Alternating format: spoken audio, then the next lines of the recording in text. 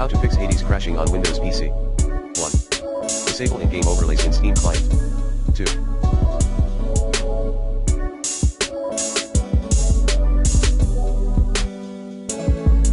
Run Hades as administrator.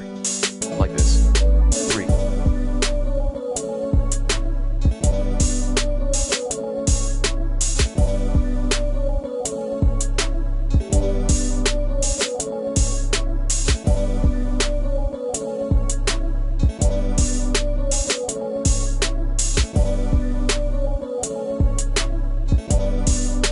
Verify your game files in Steam library. 4. Update your graphics driver using the recommended Avast driver updated in this video guide.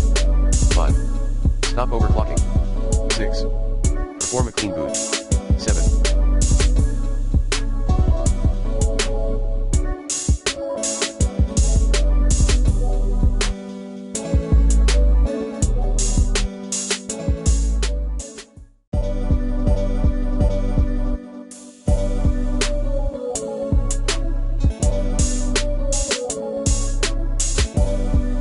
Temporarily disable your antivirus software.